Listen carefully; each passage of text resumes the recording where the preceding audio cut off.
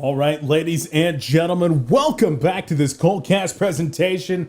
This is it, Dreamhack Summer 2013, the losers bracket round of two. We're down to the nitty gritty. The top four, half of the teams are gone, and we're down to the very, very elite few. I'm your casting host, Beef, and with me, we do have Sender of Team Internet Gangsters.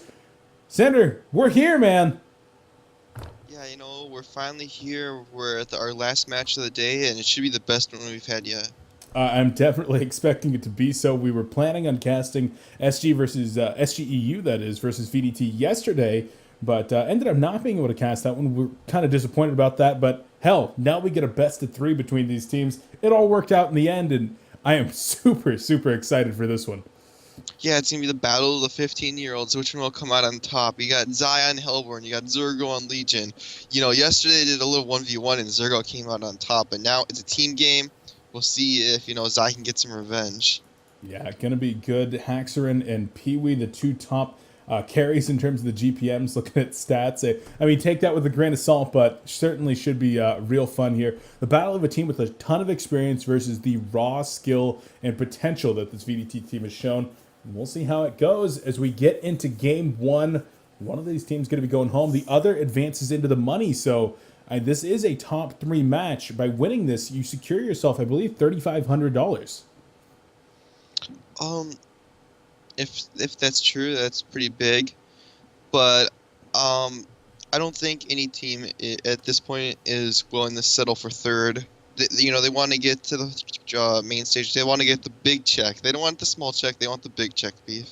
Well, of course they do, but in order to get that big check, you're going to have to get at least secure the small check right now. But let's take a look at game one, all the way up at the blind banning phase. Hellborn team, SGEU, respecting vdT, going with the Monkey King Empath bans. We've seen it said a couple times now, you gotta ban these heroes. And Keeper of the Forest, Parasite, going to be banned by the Legion as well. Yeah, I really like the targeted bans here. Monkey King Empath and the Keeper Parasite.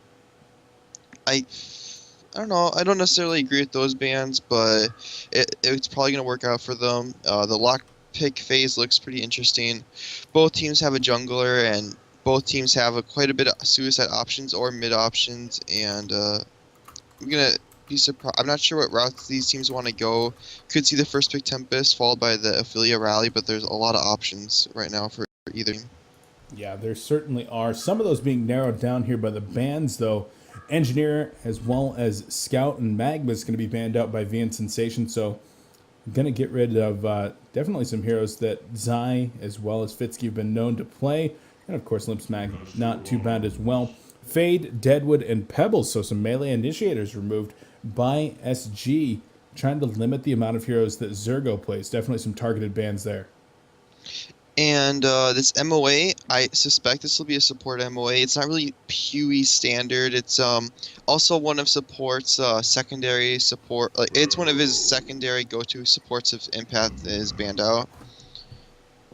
Yeah, makes sense, makes sense. Pharaoh is going to be picked up here. We saw in the last series that Novi Pirat, a.k.a. Zai, did play a fantastic Pharaoh. Started with the Ghost Marchers there in mid, got an early staff of the Masters. We'll see how he's able to execute in this game, along with the Aluna. And we saw this. These were actually the same two first picks that they went with in that game against Impunity in the last series, trying to counter a possible Predator pick. Well, I think they like the Pharaoh Luna. It is 500 burst at a really strong range. You can get some pretty good snipes. It's good for counter pushing, and it just fits their playstyle. They've been liking to pick these hard carries, and when you have Pharaoh Luna, it gives you a lot of time to defend towers. Yeah, it certainly does take care of that. Now, taking a look at the possible picks here for vdT, that Predator definitely is on the board. Oh, what? Okay. Pandemonium Gemini there. Sandra, you're breathing in your mic a little bit. Oh, sorry. Not a big problem. Just want to make sure it's not going to get too out of hand. Panda Gemini, though, very interesting. Into Sandwraith. They're blowing through these. I'm in the late game, I'm not really sure how Gemini stacks up. You know, he's really strong. He doesn't have to have the boots in the late game. If he has enough stats, he almost have haste without boots. But you have to respect the Sandwraith. That hero is so powerful. You know, in most circumstances, when he R buttons in the late game, it's immediately a 4-on-5 fight. And I still have to give the favor to the Sandwraith in the late game, and I don't think vdT have the heroes to pressure in the mid game. Yeah, especially this Pandemonium and Gemini. Both of them, of course, do have some kind of mobility mechanic with the cannonball, the flick, and then, of course, the twin fang coming out of Gemini. But when you throw up those mummy walls on Pharaoh, there's going to be a lot of chaos. You're going to be bouncing off of those like a nasty pinball machine. And I don't know. I feel like SG's lineup is almost tailor-made to deal with this kind of stuff from VDT. I'm not sure I like the Legion team's draft. Yeah, like you said, the Pharaoh rally is so good versus melee heroes. They're gonna get kited around, and it's gonna be hard for them to connect the hits. I have to agree with you here. The SG do have a clear advantage at the drafting phase, but you know a lot of the game does come down to play. But VDT are definitely going to have to outplay their opponents this game. This is not going to be one of those games where they can win on draft, they can win by late game. They're going to have to make moves, and they're going to have to come out ahead through play. Oh, that's very true. Now, I do want to say that the lanes here for VDT could be quite strong. Something like the negative armor combination Whoa. between MOA and Panda. So look at Haxerin. He has 2 sets of pooled regen. Is SG going to be looking to do something they did against Impunity? I think they might run the pseudo-aggressive, or excuse me, aggressive pseudo-tri-lane here with the Ophelia, run Rally Luna in the long lane perhaps. But Zai actually has a different build. There's a big engagement that could happen here. There's the Compel first onto Pandemonium. That was not the correct target, though. There's the stun into the flick on Rally. Rally going to try to eat his way through some trees, but Rally will go down. Twin Fang is used now, and they're going to try to get Zai as well. He drops the wall of mummies, and that should be the end of the fight. But a nice early pick onto Rally. Bloodlust picked up by Zibby, and he's got 450 gold now going into lane. Early boots or an early Ring of the Teacher going to be coming out for He the already Suicide spent his Bubbles. gold, and it was Ring of the Teacher, I do believe. And I was really feeling for Zai right there. He didn't know what the skill. He was panicking. He was like, "Oh, should I get Hellfire? Should we man up on them, or should I get Wall and just protect my team?" You know, maybe if he skilled Wall faster and got a nice Wall, he could have saved Limp. But you know, it was a really tough thing to call, especially when you have a healer like Affiliate, which really doesn't contribute much. And in the end, Zibby does get a first blood. It is only a ring of the teacher, which will help him in lane, but it shouldn't be anything too game changing. You know, these first bloods outside laning phase aren't really as big as people make them out to be. Yeah, like you said earlier, it's about how you spend that gold, but will gain +6 damage and, of course, the mana regen now, so he will be able to have a little bit easier of a time in lane.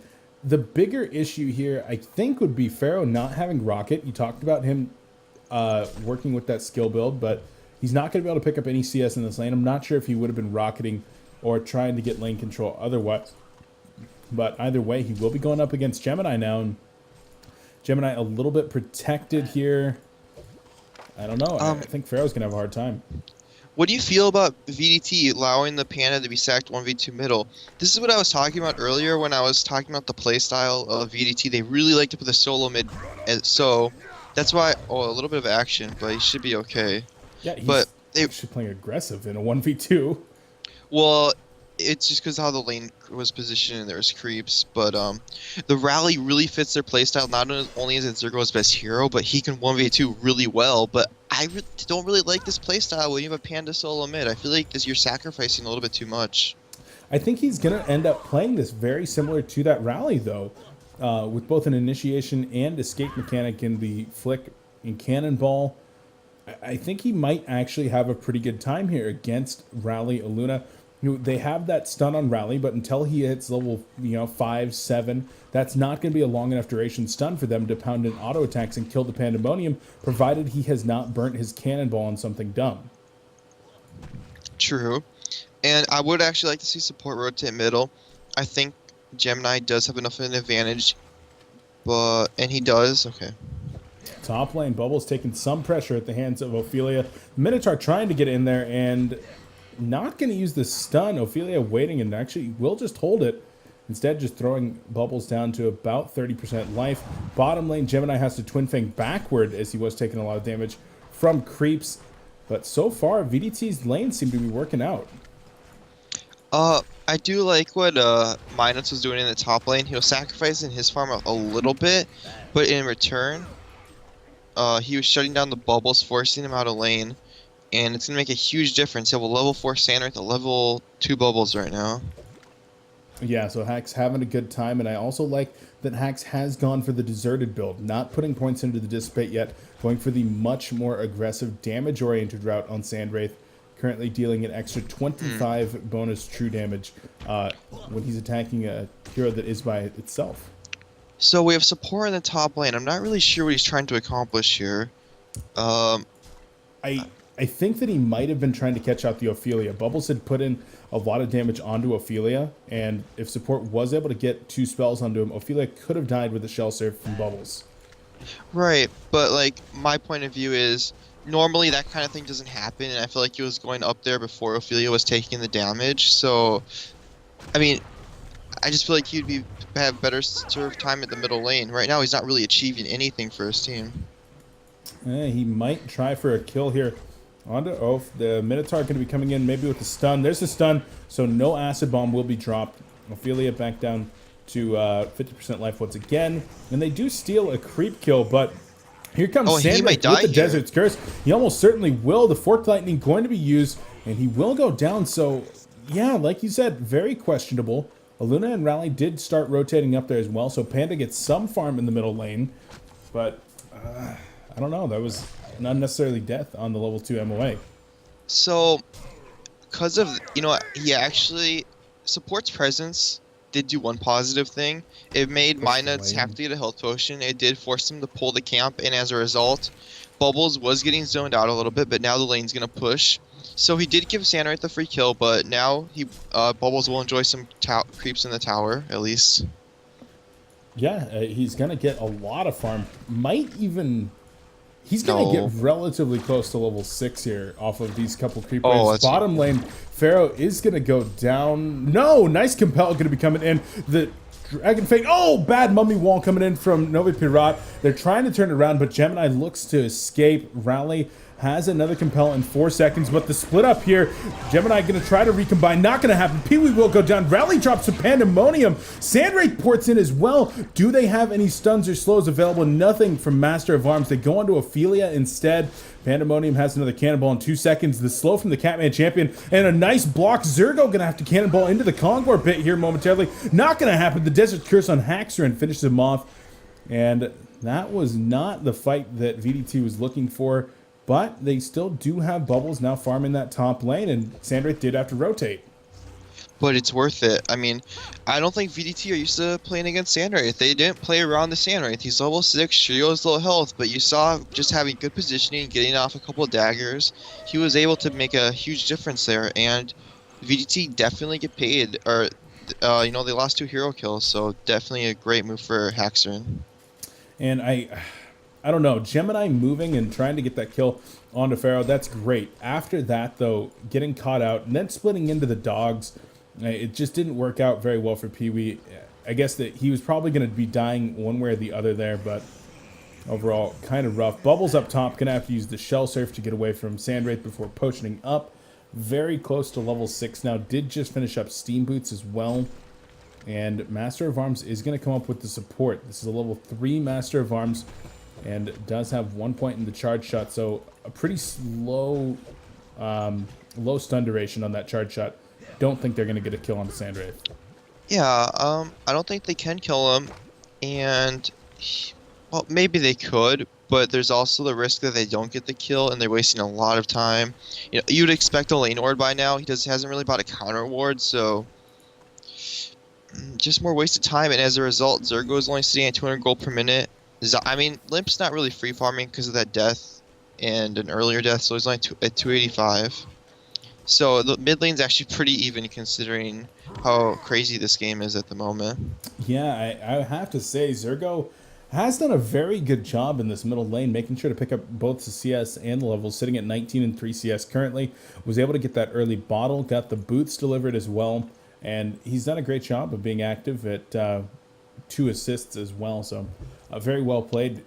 Certainly an unconventional way to play Pandemonium, but it's working out for them so far. If he can utilize the face smash from here on out to hopefully pick up a kill onto somebody important like that Sandwraith, then this hero pick certainly going to be justified in the early game. Yes, Zergo is definitely pretty good in a 2v1 situation. It does take a lot of skill, and there are certain notable players like Trough middle lane. Oh, middle lane indeed. Panda will go down at the hands of Rally and Sandwraith. So this is what you're talking about. vdT maybe not as experienced playing against a Sandwraith, which is a less than common hero, and Haxerin showing that he is not going to be playing it in the style where you just sit back and farm for 20 minutes. He wants to get active, pressing that R button every time it's up. Right. He's just gonna, he's gonna farm. Then he's gonna use an ultimate whenever his team sets something up, and then he's gonna go back to farming. And it's it's a free 100 to 200 gold depending on who he kills every time. Yeah, especially since he is getting credit for these kills as well, sitting on the serial killer streak. Pee-wee down here in the bottom is going to continue trying to farm. He's taking a good amount of pressure himself. Just got a Soul Scream ring completed. So I guess he's going to be on his way toward an Energizer relatively soon, but taking a lot of damage, and he's just sitting on the bottle for regen right now. So right now, I would like to see a lane ward placed for Haxerin, but maybe sGeu, stop processes. We have good team communication. As a team, we will not let our Sandwraith die, and we just need to make some good calling. So I can see that side of the way too. And it looks like vdT are going to pressure this bottom tower. Not quite sure how successful this is going to be. Gemini's at half HP. They might like to put up a defense. They could try the TP situation. Only one on Sandwraith. He does not have the ultimate for 20 seconds, but already you have Pharaoh and a Luna that have rotated. The Tormented Soul is going to go out. A Wrath of the Pharaoh plus a Power Throw would finish Gemini. Well, he's only level 5 on Pharaoh. Well, yeah, that's a very good point, Sender. And now they get the tower deny, most likely? Looks like it. vdT just going to fall back and say, hey, not worth it. Ophelia Heal going to go off here from sGeu. And talking about these junglers, VN Sensation, he was not harassed at all, only sitting at level 8 and barely 300 gold per minute. I feel like he is a little bit behind. Yeah, and it's not like he was trying to gank, right? He was just farming. He couldn't really gank anywhere. To his credit, it was a 1v2 middle. Maybe he could kill bottom, but yeah, he should be at like 340 gold per minute right now, 330, especially with the tower deny and the Sandwraith ult. Jeez, I can't tell where they're going to be going on the Sandwraith here. Every time he lights up, the things just go everywhere. It's really hard to tell, but every time he hits that R button, he's gotten a kill so far. 4 now for him. Well, and he picks up the Energizer, so it's going to help him get in the auto attacks and increase his stats by just a little bit. So really good for him. And Haxerin's looking to be having a really good game. It's good team communication. Whenever his ultimate's up, they always use it. It's nice to see that they're just using it every time it's off cooldown. Yeah, love this play. And I mean, people have been talking about the power of Sandwraith for a long time in this newer metagame. And especially since Energizer has received a few buffs, people really loving that item. Well, it's also mostly Elder Parasite as well. Exactly. The Elder Parasite changes. Hell, even the Dawnbringer changes, possibly helping him out a little bit. But you haven't gotten to see him too much in this capacity, and I'm loving the way that Haxerin is playing him right now. So aggressive and also farm-oriented, still sitting at over 400 GPM, and making sure to be involved. He has a nice mix between aggression and farming, and it really helps the team out. It creates a lot of space for the team. Olymp was struggling at this middle lane, but with some good team communication, now he's back to 360 GPM. And more importantly, Zergo down to and in the bottom lane. Yeah, Rally does catch out Master of Arms. And more kills here for SG. They're dangerously close to being on a massacre streak. And vdT, what is their response right now? They need to have something set up by this Tempest, maybe a push, maybe try to force a fight with this Elemental Void. They haven't gotten a chance to use the ultimate from Bubbles yet. Pandemonium's still holding on to his, and I don't PV needs think more time to farm. I don't think pushing is an option. You have, you don't have power treads completed on 2 heroes. You don't have Astrolabe on Tempest. I just don't think pushing is an option. You have 2 huge anti-pushers in the Pharaoh and the Luna. You don't have the sustainability to keep up the push. Oh, top lane, they are going to go onto a Luna here in the river. Flick into the face smash. Bubble's going to go in with the Shell Surf Song of the Sea. And Sandra did actually port in here, so he's going to activate the Energizer. The Kelfield going to be used. The Compel stuns him out. There's the Acid Bomb into the Cannonball. The Charge Shot is there as well. Haxorn going to have to retreat without getting the kill on the Pandemonium. There's the Twin Fang, and Haxorn will go down. That's what vdT needs. Master of Arms getting caught out here. There's the Elemental Void into a Cannonball. Going to finish off Rally. Takes home a couple Minotaur kills as well. They want to go onto Ophelia. The Flick is available, but they're not going to get it. That's exactly what vdT needed. Yeah, kind of an overextension by SG, but will vdT get this mid tower? The 2 kills isn't that big of a deal if they defend the tower, but if they get a tower kill, it's a lot of map control they gain. Yeah, they probably won't. Yeah, unfortunately, they're not. If this tower was at, say, 70% or 50%, prior to that kill, then they would have been able to, but of course in a 1v2 situation that Panda wasn't able to put out much harass onto the tower. But overall, good job. In the bottom lane, you have Zai counterwarding the Slain Ward support place. Fitsky had his down prior to support, so just good map awareness by the SG team. It could be Zai that said it or Fitsky, but anyways, as a team, just good map awareness. Oh, absolutely. Watched that earlier and glad to see that they did get that counter ward off. So I really have to say about that fight in the top lane, Haxorn using the ult tried to help the Aluna, actually ported in after the Aluna died and thought that they were just going to be able to get a clean kill, but it was really, really good rotation coming in from the Gemini and Tempest that were able to actually save that, because if they had not shown up, that would have gone SGEU's way. They would have been able to get out of there with just a 1-for-1 trade, trading the Aluna for, I believe, the Pandemonium. And that's part of the strength of Gemini. He has a lot of reach to the hero. Sure, we're talking about Sandra having an instant port, but Gemini can port and relatively get there fast for a farmer, which most farmers really don't have. With what's the range on his Twin Fangs? It's 800, but it's still pretty good. Yeah, it's not bad by any means. And he has good mobility with the Energizer, so yeah, he can follow up pretty easily. And of course, the speed that he gets from the Elemental Force, gaining 1 movement speed for every 5 agility. So items like the Quick Blade, which he could be picking up here next, are going to give him a couple points in movement speed, which is nice. So we see the Tempest going upgraded Steam Boots over the Astrolabe. I think I would have liked to see the Astrolabe first, just considering how late it is. In the early game, Steam Boots first is good because it helps you with your mana pool, but I feel like the team needs the Astrolabe. Yeah, once again, VN Sensation, normally a fantastic player here on Tempest, and he hasn't done anything wrong specifically, but his attempts to be active, he did get 3 assists, I believe, in the middle lane earlier on in the game, but his CS only sitting at 70, 15 minutes in here, so definitely hasn't had the best farm and wasn't able to successfully push a tower. The bottom one got denied, and it's 15 minutes in. They haven't been able to get either of the other tier 1 towers.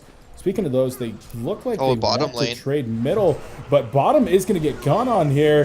The Hellborn tower is Hellborn going to take the tower middle, but Bubble's going to get killed by Sandwraith. Most likely, no. Defensive Master's Call into the charge on top of the Acid Bomb. Rally has a Compel, is going to catch with the Wrath of the Pharaoh as well, and Master of Arms will die. So 4 players in the bottom. Ophelia looking to run the cutoff. This fight is not over yet. Tempest is coming back in. Ophelia is going to go for the flank. Ophelia's coming for the flank. Yeah, no, she's going to fall back. So SGEU says, hey, we took the tower. We got a pick. There's no need to try to make something more happen here. It's too dangerous. And SGU definitely have the better late game composition, and they're not gonna make the same mistake they made in the top fight. They're just gonna take what's free and back off, which I can't really disagree with. Yeah, it's smart. It shows definitely some resolve and some I don't know, experience, I would say. Mm-hmm. Making sure that they don't get too Some greedy. fortitude. Yeah. Is that the word you're looking for, Beef? I don't know. The word is completely escaping my mind. I've like completely used. I can't speak. My brain's gone. Sender, take over casting. I'm out of here. No, please no, Beef. Pandemonium gonna use a cannonball trying to kill Creep, but not able to take home any of the Ophelia minions. And we have Haxer and close. He's at halfway to, or about 2/3 to sort of the high, which I'd expect he would go. He could go something like Dawnbringer if he was being a little bit more pressured. It's still a farming tool, but he's pretty much has free farm, so he's free to go the straight Maka Brilliance. I thought about the word, Sender. I think I'm gonna go with self-control and/or reserve. All right, either or works. It's all good. It's all right. I think there was a fancier word that I wanted to use, but it's all right. So we just saw sGeu take out double stack ancients from the Legion. Now they're doing their own triple stack ancients. So that's about a 2,000 gold swing in the last 30 seconds from ancient kills alone. Pretty good play by the sGeu team. While the vdT, Vietnamese, I'm not gonna say it. Just vdT is pressure in the middle lane. At least they're not vdT, aka AFK milking cows. Yeah.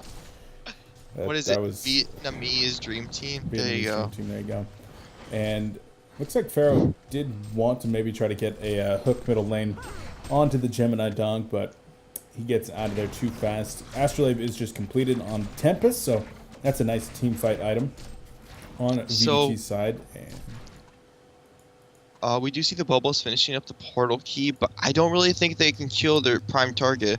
You know, Sandwraith is really hard to gank when he has 3 escape mechanics. He has the Curse, he has the Energizer, and he has the Mirage if he really needs to.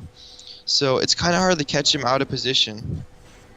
Yeah, it definitely is. It's going to require really good coordination and probably a combination of the Pandemonium and Bubbles. If they can get those 2 heroes onto him with maybe one more damage dealer, then they should be able to get a kill between the 3-second silence and, of course, the cannonball face smash combination. And we have Zai going Dota 2 on us. I actually do like the tablet of command this game. You're facing a Panda. I mean, you can't really use it against... You're facing melee heroes, is what I'm trying to say. It's a really good kiting tool, and it's also good for Pharaoh. He can get some really nice walls off. If you ulti and then push yourself and then use your walls, you can block off an entire team. Yeah, absolutely. As well as dealing damage, mana burn, and making sure that that player is going to be even further away from assistance. So a nice item. And he's going to be able to interrupt Pandemonium and Tempest ultimates here, which I think is possibly even one of the better aspects of this. Mm-hmm.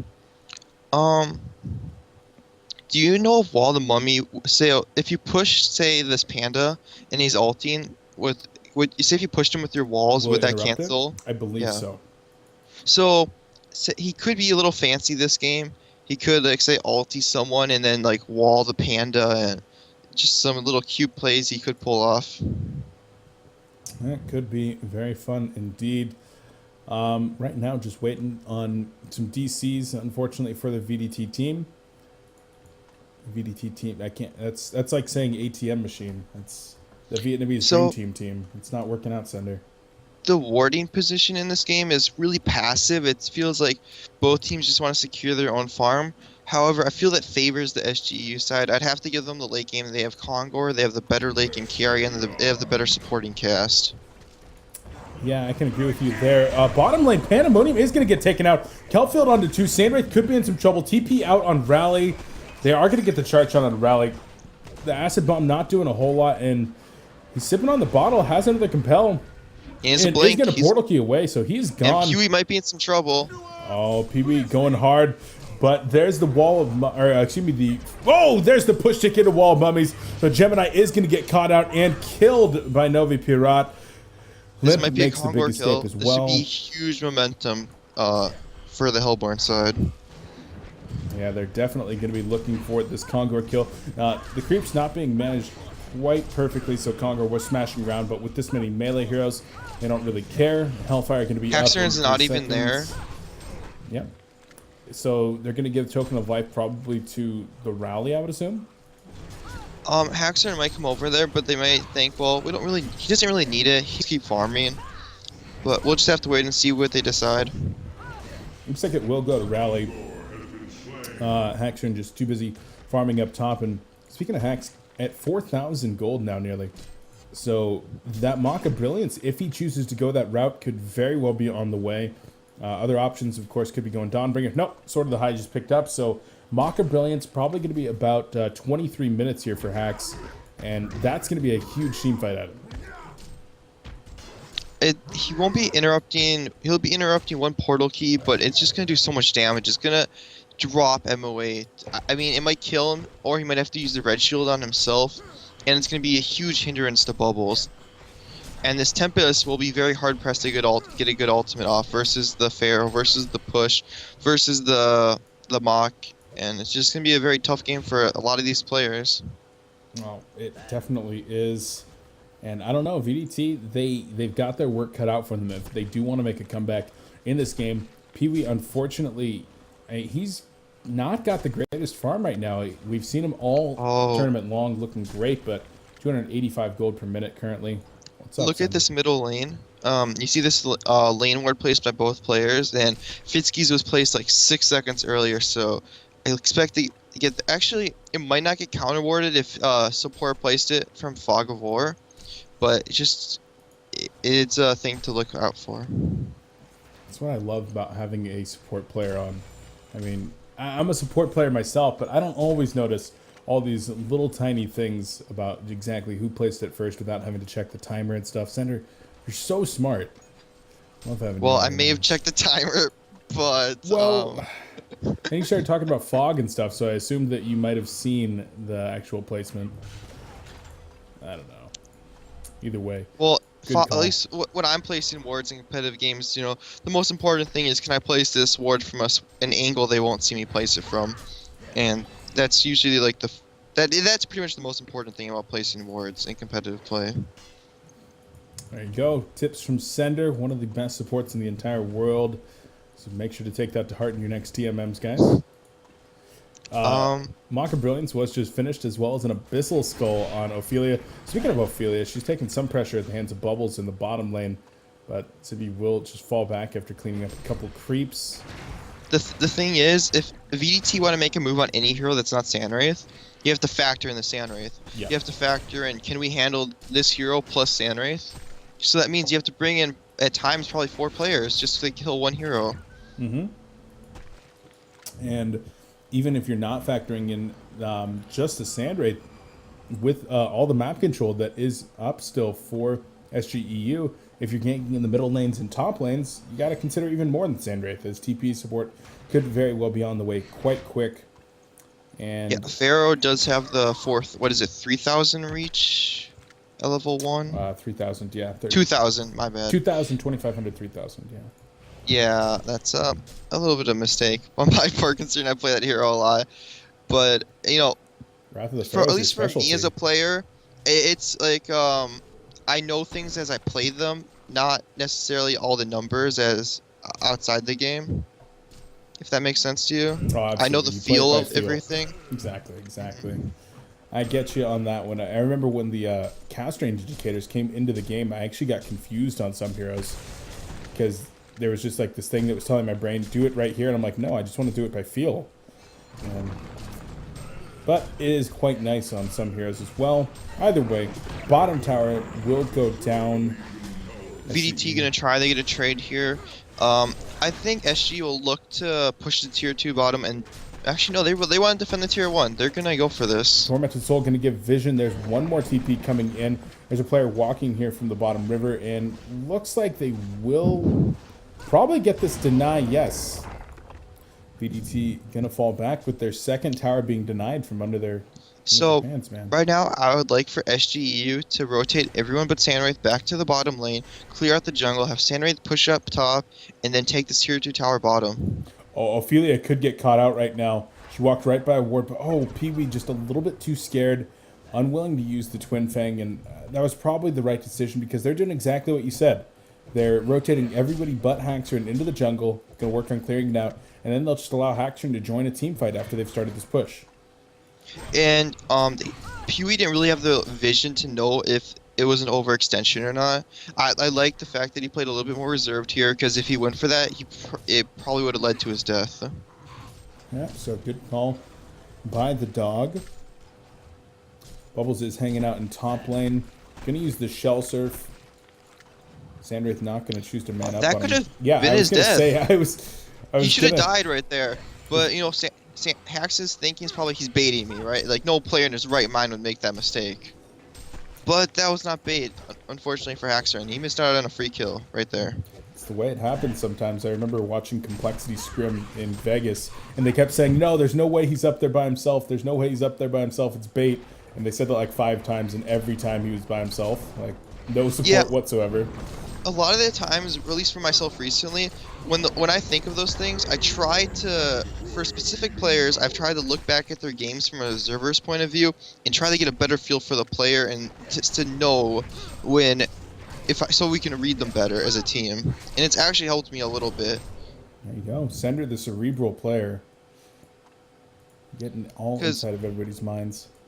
Because players are usually pretty, what's the word, regular on their play style. They'll either play really safe or, consistent.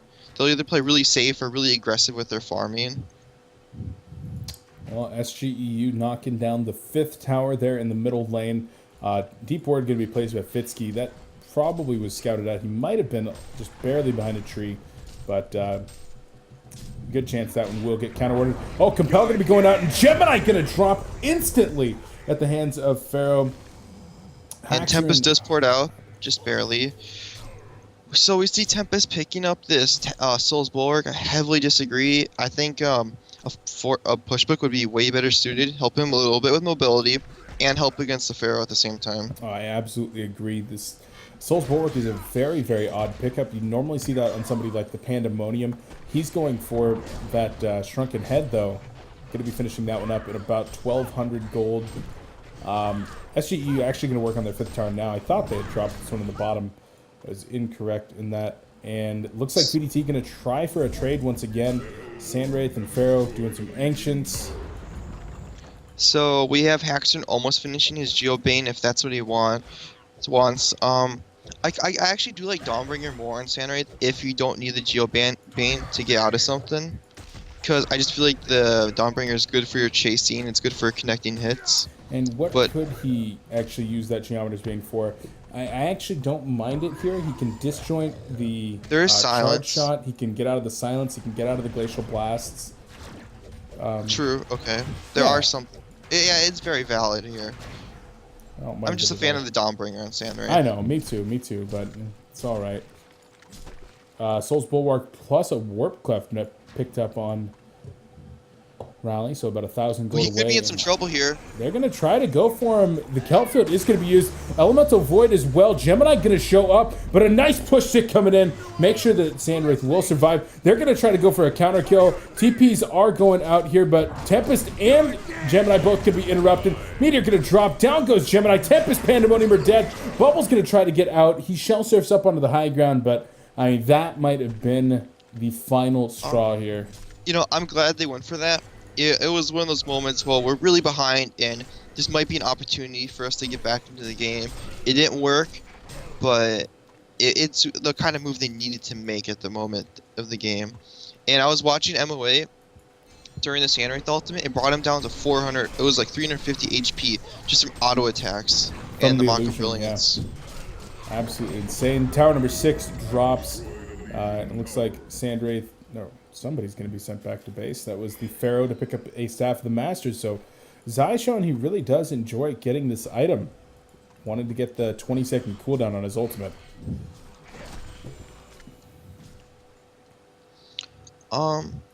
I do actually like it this game because there are a lot of superior interrupts. There's a lot of useful targets to use the Staff of the Master on, and since the fights will be really chaotic with Philia creeps and Sandwraith illusions, he won't be a primary target even if he initiates a fight. And a lot of times he won't even be initiating the fight. He'll be more of a follow-up. I would expect Rally and Sandwraith to be starting almost every fight. So it's a very real possibility he'll get 2 ultimates off in one fight. Yeah, and well, we'll have to see. Multiple ultimates there from Pharaoh will certainly help out quite a bit. There's the demonic breastplate finished up on Rally. And VDT, they have not been able to take a fight. They have not been able to get kills for about 20 minutes in this game now. I think VDT have only one way to win this game, and that is they need someone to buy a gym right now. They need to counter ward everything outside their base, and they need to do some 5-man Han, get some picks, and hope it works. Because at this pace, they're not really accomplishing much. They're just getting some farm, but sGeu is massively out farming them with the better late game, and it just won't work. And they're working on Kongor again, so there's absolutely no way VDT can contest this. They instead will just keep on farming. It's so hard to get all these counter wards off, though, with the new Bound Eye. It's not just walking around and counter warding everything. You have to be aware of where these wards might be, and then it's still going to take a few minutes, and they simply don't have that time. Haxorn going to use the ult right here. Going to teleport out. Master of Arms going to go down. Compel going to be used. There's a push stick. Pandemonium going to cannonball away. Tempest going to drop the Glacial Blast onto Sandwraith, and this should get everybody into the base. But sGeu, right out the gate, as soon as they were done with that Kongor, they were looking to fight. Yeah, and that's not how VDT shouldn't be looking for a 5-on-5 fight. And they realized that there's nothing they can do, but in that stage of the game, they had to look for picks and defend at base. That was the only way they were going to win a fight. And unfortunately, they just dropped too far behind too early. And I don't know, man. This sGeu team, we saw them go 7-0 in the group stage. And right now, they are looking very, very good against VDT. Do you think VDT is going to have what it takes to force a game number 3? Or is sGeu going to advance into the losers bracket finals, secure top 3, and that $3,000? I definitely think VDT have what it takes, but they need to first start the drafting phase. Like we said it earlier, that draft, it was up to them to outplay sGeu. And, sGeu is definitely the favorites coming into this game, and you might even say that they need the drafting advantage to play a fair game. It's going to be pretty dang hard. Minot's one of the best drafters out there. But all right, guys, we are going to go into game number 2 here momentarily. So a very short break before we wrap this series up, possibly with sGeu taking it 2-0. Or will VDT show us what they've got? Will they show us the power of Pee-wee? Will they get Monkey King and Empath? You'll have to stay. Can you just say Pee-wee, please, Beef? Sender! Sender! I was doing an outro. Know your role. Calm down. Sender's out of control. I apologize for him, guys. All right, stay tuned. More Dreamhack Summer 2013 Losers Bracket Round of 2 with Beef and Sender coming up. stayGreen EU leads 1-0 over VT, and we'll be right back.